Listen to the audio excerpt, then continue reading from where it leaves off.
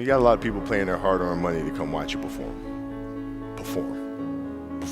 It's your job to be in shape. It's your job to be strong enough to perform at that level every single night. And as a competitor, I'm not ducking shit. Like, it's not, oh my God, my back hurts, I'm sore, we got to play Vince Carter and Toronto Raptors tonight. We actually had this happen. We had a game against Toronto in 2000, and Vince was tearing the league up. My back was jacked. But like the perception of that, like what? Kobe's missing the game against Toronto and Vince Carter because my back was really spasming. But people will be like, what? Oh, he's ducking Vince. Excuse me? No, I don't think so.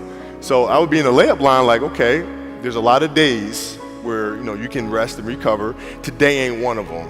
Your back can bother you any other day. That shit ain't bothering me today. Wow. He gonna have to see me today. Yeah. Amen. Yeah. Number one, listen to me very closely.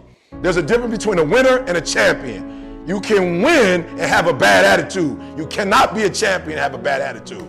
The difference between winning and champion is the way they think. Champions think different than winners. You can win just having a sweet coach who got a sweet plan.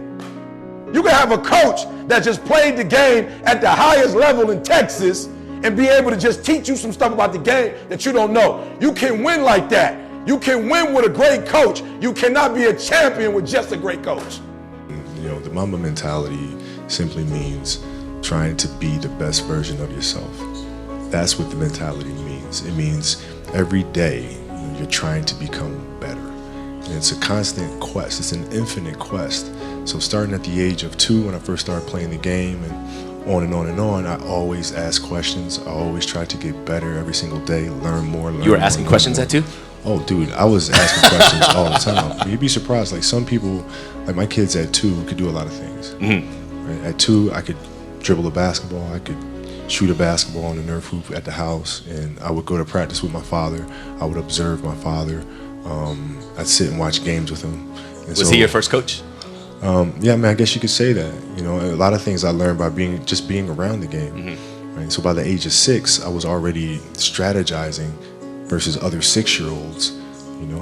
The age of 6, I figured out 6-year-olds couldn't dribble with their left hand. Champions are focused on the goal.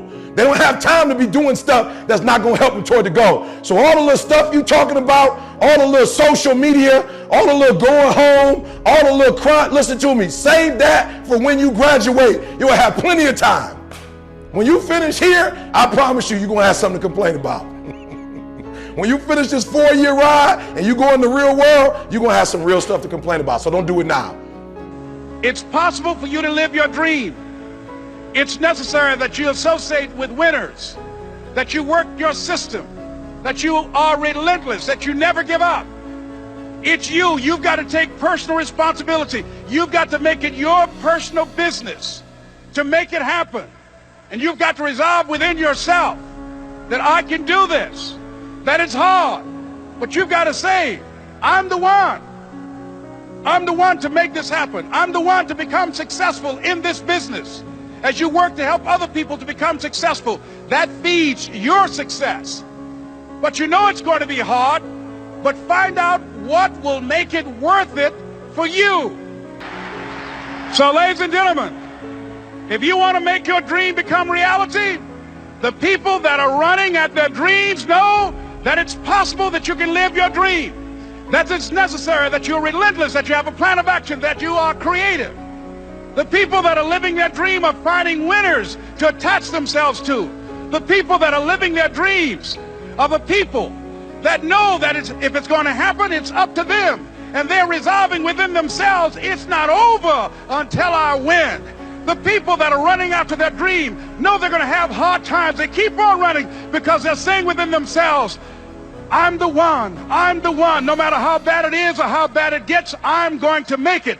The people that are running after their dreams are the people that are hungry. Shake somebody's hand on your right and left and say, you got to be hungry. There was a player, Barbosa. I don't know if you remember Barbosa. Yeah, of course, you remember. of course. He was extremely talented for a good, quick first step, but they said he wouldn't do well when the spotlight was on him. Yeah. How did you get mentally and emotionally so strong where it doesn't bother you? Well, you know, you got to look at the reality of the situation. You know, like for me, it's not, you know, you kind of got to get over yourself.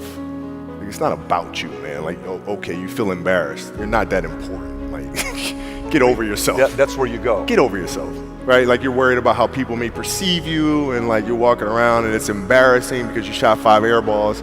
Get over yourself, right? And then after that, it's okay, well, why did those air balls happen? Got it. High school, year before, we played 35 games, max, right? Week in between, spaced out, plenty of time to rest. In the NBA, it's back to back to back to back to back to back to back. I didn't have the legs. So you look at the shot, every shot was online. Every shot was online, but every shot was short, right? I gotta get stronger. I gotta train differently. The weight training program that I'm doing, I gotta tailor it for an 82-game season so that when the playoffs come around, my legs are stronger and that ball gets there. So I look at it with rationale and say, okay, well, the reason why I shot air balls is because my legs aren't there. I go, well, next year they'll be there. That was it. Done.